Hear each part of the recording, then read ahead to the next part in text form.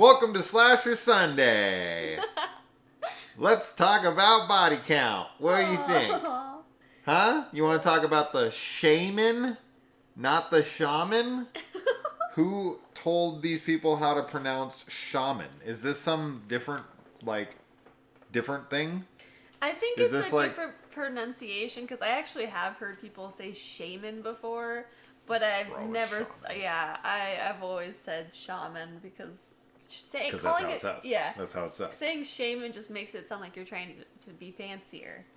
Really? I think that makes you sound dumber. Oh, well. Shaman? Yeah. No. That's a shame, man. It's a shame, man, yeah. No. Shaman? Nobody says it like that. Anyway, okay, so we have got the director of Cannibal Holocaust here making a slasher movie. And boy, oh boy, is this movie stupid. Okay, so I will say this. Two positives, and then the whole rest of this will probably be just us making fun of how stupid this movie is. Number one, I really like the look of the killer. Yes. Right? Yes. I thought the shaman was very cool looking. And there is a ton of nudity in here. There's a lot of nudity. So, A+ on that stuff. Everything else, really stupid. Really dumb. Yeah. How many times, Kaylee, do you think that these characters returned to this, broken down ass bathroom? This almost features a broken ass bathroom more than the Saw franchise. I was just gonna say, this is where Saw got its inspiration for the bathroom. They go to the bathroom. I don't know. How many characters are there? How many girl characters are there? That many times. Maybe a couple more, yeah. I feel like we spent so much of this film just with somebody going to the bathroom, getting naked, and then either finding a body or getting killed or getting scared or whatever. But it's just... They're always going to the bathroom. This movie is just a loop of it's the parents that are mad that the kids are there. Then one or two of the characters out by the RV or out in the woods, and then one of them going to the bathroom. Yes. Rinse, lather, repeat, and maybe randomly throw in a scene of the wife having an affair with the sheriff. Yeah, pretty much. That's the whole film. I can't remember many of these. So this was like the second or third movie that we watched out of all the 10 that we were going through. But maybe. I feel like none of the characters were very memorable. The parents I remember. Because it's Krug. And there's just the love triangle going on was easy to remember. But of all the kids, the young people that are there, I don't remember anything that stands out about them. No. At all. At all. No. Which is a shame because in slasher movies, I love having the ridiculous characters. Yeah. I like having them be memorable and funny. Yes. Or just even if they're one-dimensional, but they're very one-dimensional, so you always remember them. And that's not the case with this one. Yeah. I also am really kind of baffled by the opening of this movie. So we have this cold open, so to speak, right? So we have this flashback to 15 years ago or whatever, 18, 15, something like that. Mm-hmm. We watched 100 movies since we watched this. Somewhere in that area. So there's this basketball game going on. This kid comes out of the game. This dude's talking to his girlfriend. And there's this love triangle that's happening, so to speak. But then that guy goes off with some other girl and they go out and get killed. And then we flash forward 18, 15, 20,000 years. I don't know, whatever. And then we have this couple that's out in the in the middle of nowhere. And they are caught in a love triangle. The husband doesn't know he's caught in a love triangle, but it's the exact same setup as the opening. So I'm thinking, okay, so this must be that couple, and she's just doing it to him again with some other guy. And no, we then meet a coroner who was the doctor earlier in the movie during that flashback. He's like the team freaking doc for the basketball team, but now he's like the city coroner or the doctor of the town who acts as both. I don't freaking know. But I don't understand why you set that up to then have the coroner explain that the people from the opening who we spent time establishing were then killed and made it look like it was done by a bear, but it was actually done by the shaman. Yeah. And it's like, what's literally even the point of these characters? I know. Why didn't you just have two people out in the woods making out, doing their thing, then a shaman kills them and a kid sees it. Yeah. Then you go into this couple. Why establish this love triangle and this cheating girlfriend to then establish the exact same characters later that you're going to think are those characters? Right. Then to just have this doctor say, no, it's not those characters. Those characters died. Yeah. But we're like halfway through the movie when this happens where they're like, oh, remember those guys from earlier? No, they just died. And it's not interesting. So it's just kind of a quick little, oh yeah, remember those kids that went missing? And they show them and it's the kids from earlier in the movie. And you're like, oh, so they're just dead. Yeah. And there's nothing to it. It doesn't build on the story. It doesn't give us any new information. It doesn't it's not a twist. It's not, it adds literally nothing to the film. It's kind of like, oh, remember those guys at the beginning? Oh, they're dead. It does add. It adds confusion to the film. Sure. That's what it adds. Sure. Like, it was totally pointless, and it doesn't make any sense why you would have the literal same setup for like the love triangle situation. Like, because there's no way you wouldn't think that the parents are the kids from the opening, but they're not. Well, I mean, you wouldn't because you know that the kid that they have is like 23 years old. Yeah. And this was only 15, 18 years ago or whatever. So they wouldn't be old enough. But I'm just saying, why establish those characters then to act exactly like other characters, not to just make them those characters so that later in the movie you don't have to just be like, oh, they died. Yeah. Like literally, that's just what happens. The doctor comes out for no reason other than to just be like, oh, remember those kids from earlier in the movie? They're dead. They're dead. So just so you know, they're dead. Whatever. But it adds nothing to the film. It adds nothing to the lore. It adds nothing to it doesn't let us know how the killer could be defeated. It doesn't add anything to the backstory. Anything. No. Nothing. It's pointless. I was watching it who wrote this? Who wrote those scenes? This is genuinely a pretty bad movie overall. Oh my god, there's terrible. Not a lot. There's really no redeeming qualities except what you said in the beginning, I guess. And even that isn't very good. Did you once again, we watched 15 movies since we saw this, but and man, we were cranking these out when we were watching them. We watched 4 or 5 of them back to back each day. In the bathroom, when they go under the floorboards and back into the room where the shaman lives, or whatever, operates or kills, I don't fucking know what he does in there. There's a jar of body parts and heads and stuff, and one of them is moving and screaming.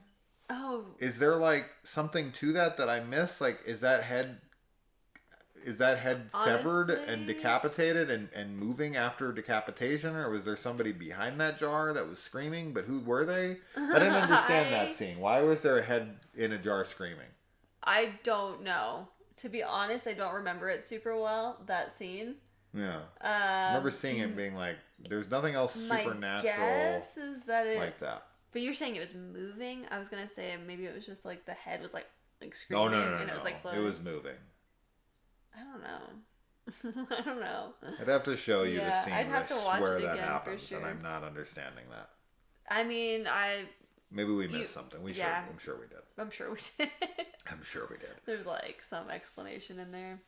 Or there's none. One of the tropes that we always get in these, and after you watch so many of these back to back, and this was my first time viewing almost any of these movies, is we have this trope of if a killer sees a murder happen, Yeah. they become a killer. Yeah, pretty much. This happens in so many slashers, it's kind of insane. Yes. Whether it's Silent Night, Deadly Night, My Bloody Valentine, Pieces, you kind of just go Frickin' through the list. Dexter. If you see somebody kill somebody as a kid in a slasher movie, that's your killer.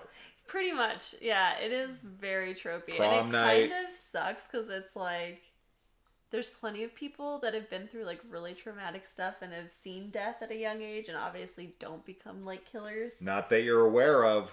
Not that I'm aware of. If I was going only on slasher movies, then everybody who has witnessed some traumatic death is a killer. Absolutely. That's slasher logic. Yes. Yeah, this girl's idea of flirting with this army guy that they pick up on the side of the road, which actually, them picking that guy up like they do reminded me quite a bit of Zombie 3. When the GIs are like following behind the bus and they're like, hey! Yeah. And they let him in. That's really cute though. That scene is funny. But this scene, she's like, I can't remember. I don't remember what she says exactly, but she's like, you know, something along the lines of like, I don't remember what she said, but all I know is she's like kind of like flirting with him a little bit, and it's just like, you know, do you like what you see or whatever? And she just takes her fucking shirt and puts it over her head, completely topless underneath. Yeah. And just pushes his face up against her tits. And he says something to her. God, what does he say? He says something about like a TV show. I don't remember. I don't God, know. this is why we gotta do these like right after we watch them. I know. But I remember laughing when I saw that. Like, what is this scene? What is this flirting that this girl's doing? That's the kind of flirting that I like. And then his response to that is so nerdy. It's like the typical geek guy who doesn't know what to do when a hot girl's coming on to him. Yeah. And so he's like, "Oh, I'm missing Star Trek." It's like that, but I'm paraphrasing, obviously. Not even close to paraphrasing. Now, there's also this really weird thing too in the film where there's this like stuffed bear. Oh, yes. That randomly shows up throughout the entire film. So the bear was like the couple in the beginning, like the girl had the bear. Right. But it just shows up everywhere. Then it just keeps showing up. Yeah. But I can't figure out why it's showing up. Neither can I. Because it's in all these places where it's like, I don't know, it's not like the shaman or shaman. Maybe it is bringing it with them and then like throwing it in front of them to be like, for the other people to find, or I don't like bait. I guess. I don't know. Is that, no, I don't know. I don't know why the fucking bear's there, but I kept seeing it and being like, what's up with this bear? What does this have to do with anything? Yeah. Yeah, you probably don't want to be like screwing some dude's wife in his house out in the middle of nowhere when he's already threatening your life and is clearly unstable. Yeah, you don't want to do that. This dude is, I mean, don't be sleeping with people's wives. But, yeah, especially not, you know, some unhinged dude who already hates you, already is suspicious, and already wants you dead, and you're doing it in the middle of nowhere. Yeah. Like, probably not the best idea. Probably a bad idea. But, yeah, you got the mom who tries to kill the dad. You got the dad who's, like, trying to kill the mom. There is a scene, I wrote it down. It's funny. They got the girl thinks it's the mom's the killer, but then the dad comes back out and kills the mom, and then the girl doesn't know what the fuck to think. She's like, who is the killer in this area? Why is everyone the killer? Everyone is killing. Everybody's killing everybody. I don't know what the hell. And then there's this other weird scene with the like comic relief guy that likens cotton picking Negroes to someone stealing your woman. Remember this? No, not at all. He's like, yeah, I've been meaning to talk to you about that. This is like reminding me of the cotton picking Negroes. This guy's like trying to steal your woman. What? Oh my gosh, I have is this no because memory of this. Is this because like women were like sleeping with slaves what? back in the day or something? I don't know what this is. What the hell this guy's even? I'm trying to figure out his logic here. You don't remember this? At first, I don't remember it, but then I also just like out of context, like I have no idea what that could even mean. Like I don't understand it at all. Nor do I. Okay, maybe I kind of remember it now. I feel like I remember reacting to it like the same way, where you're just like, what? Like, what the fuck? What is that? I also like how the parents want nothing to do with them. They're on super thin ice with this family who's like wanting to get rid of them at any moment. And the girl's plan is to talk the nerdy comic relief character into taking off all of his clothes and then pushing him naked into the house in front of the parents. Yeah, that's gonna really make them want that. To yeah, that's gonna not make them immediately kick you the fuck off their property. Dude, oh my god. But they don't because they're too busy trying to kill each other. Exactly, they hate each other. Yeah. Makes sense. Mm-hmm. And then the comic relief guy also dies standing straight up. He gets like a trap in the back, and I guess the trap's supposed to be holding him up, right? But it doesn't hold your head up. It doesn't hold your posture up. It's like he gets hit in the chest like this, and he's just like. It just freezes him. Your body would slump, and that thing would like bow from the weight of it. Like, that I get, but him just be like, cut. Anybody? No. Okay, let's just keep going. Rigor mortis just like sets in really fast, like instantaneously. That's right. And then we get this reveal that the son is the killer because he saw it when he was a kid, and the mask that isn't a mask turns into a mask. Oh my god! Because the confusing. shaman's face is like legitimately a killer. Yeah. So I had thought this was maybe cool because I was like, man, you could watch this, and it's like anytime it was a mask, it was the kid, and anytime it's like not a mask, then that's the killer. But before the killer is revealed to be the kid in a mask, it's clearly the shaman's like prosthetic makeup, as opposed to a mask. So that it wouldn't work. So for a second I was like, oh, maybe. And then I thought back about the scene just before it when it was definitely the kid because he then gets revealed. And I'm like, oh no. Because I thought that would have been a really cool reveal where like, because I was thinking about it when it was on, I was like, what would be really cool is like, if they kind of played off of that where people who are watching the movie and are actually like really closely paying attention, if while they're watching it on the first go through, they could be like, man, like sometimes it looks really good and then sometimes it just kind of looks like a mask. Like, wow, that's like inconsistent quality control on the mask. But then the guy's mask gets ripped off. Yes. And then at the end of the movie, the dad who's running through the woods after he's killed the mom and run off, he gets killed by the real shaman. Yeah. Right? And so then we find out, like, no, the real shaman exists, as we already know, because the kid saw the freaking killer in the beginning. Yes. I thought for a second, though, it was going to be that it was revealed that his dad was the killer, and he passed it down. And the dad was running off into the woods, and we were going to find out, like, he went and got the other mask, right? And he's, like, taught the kid how to be the killer, right? Like, I thought that's what we're going to get. Then we get the shaman that's out there, and it's like, oh, okay. So there really is a real thing. He's a real thing. Yes. But I just thought that would have been really cool to like kind of play off of this idea of people are like noticing your inconsistency, but then to be rewarded for it later to be like, no, that just was the times when the killer wasn't the shaman, it was the kid.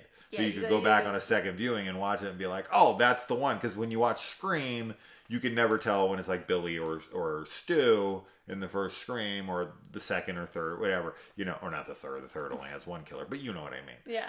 But like with this one, I thought it'd be really cool to have differences that you could notice when you could do multiple viewings, so you could tell which one was killing. Yeah, that's way cooler than I think that this film could have ever have thought of. Instead, it's just that the prosthetic. They didn't have a cool enough mask, but they needed to show that it was a mask. Right. So they put the full-on prosthetic. Yeah. And then for the mask reveal, they had to. They wanted that Scooby-Doo ending. Yeah. Yeah. This is a bad film. A really I'm bad gonna forget film. about it really quickly. I already now did. that we're done. What are we talking about? I already did. What movie is That was this? so fast. Yeah. Terrible film. Yeah, body count. Yeah, you can body count on me forgetting Body about count this. us out. Yeah, even better. Yeah, bye. Bye.